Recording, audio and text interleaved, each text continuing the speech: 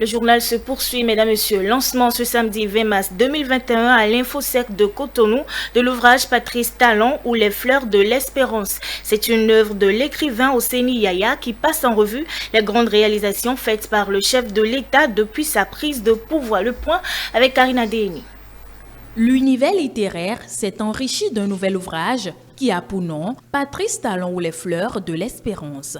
Ce recueil, écrit dans un style totalement digeste dans le fond que dans la forme, porte les griffes de Oseni Yaya. L'auteur, à travers son chef-d'œuvre, composé de 156 pages scindées en deux parties, a eu pour ambition de retracer les fondamentaux à retenir du chef de l'État, mais aussi et surtout les différentes réformes engagées depuis son avènement en 2016. Nous avons des preuves de ce qui a été fait. C'est du concret. Il suffit de sortir dans Cotonou, on voit. Il suffit d'aller dans nos contrées où nos mamans, nos sœurs, nos filles faisaient des kilomètres pour avoir accès à l'eau potable et qui ont de l'eau. Il a non seulement révélé le Bénin, mais il nous a révélé nous-mêmes à nous-mêmes. Il nous a montré qu'on devrait et qu'on pouvait faire des choses que nous pensions impossibles. Résilience parce que c'est pas facile, mais je peux vous dire que c'est le difficile qui est le chemin. Résilience, ce mot-là, il faut le prendre à bras le cœur, à bras le plume.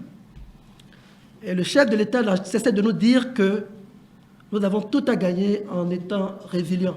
Dans la première partie intitulée « Le jardinier de l'espérance et de la paix », l'auteur a, en 26 poèmes, mis un coup de projecteur sur les traits intrinsèques du président de la République et ses grandes réalisations. La liesse des récoltes, c'est le titre de la seconde partie, composée de 24 poèmes. À ce niveau, un accent particulier a été mis sur les efforts fournis par les 24 ministres pour accompagner Patrice Talon dans sa mission, celle de révéler le Bénin. Le jardinier de l'espérance, on a eu droit, entre autres poèmes, au semeur d'espoir, au pilote de l'Arche, l'Arche étant le programme d'assurance de renforcement du capital humain, et au poème Sceau de l'engagement républicain.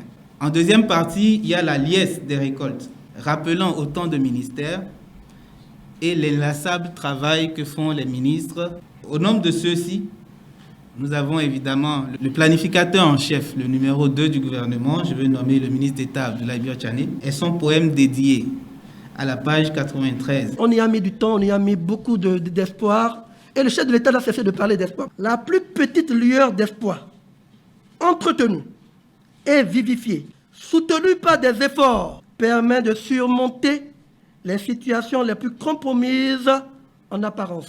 Extrait du discours à la nation du président de la République le 31 décembre 2019. Venus apporter leur soutien à cette cérémonie de lancement, l'écrivain Julien Rondolo et le professeur Jean-Marc Aurel-Afoutou ont félicité l'auteur pour l'audace et le courage dans l'écriture de son ouvrage. C'est mon ami en écriture.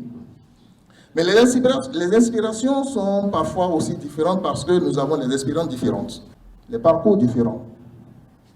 C'est ce qui m'a amené à dire que Patrice Talon, ce qu'il est en train de faire aujourd'hui, ce n'est pas une éloge que je lance à lui, mais c'est la réalité, c'est du concret.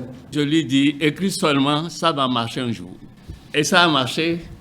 Et quand il m'a présenté son livre en manuscrit, j'ai lu, j'ai relu et j'ai dit on va retoucher. Et il faut que ton livre paraisse.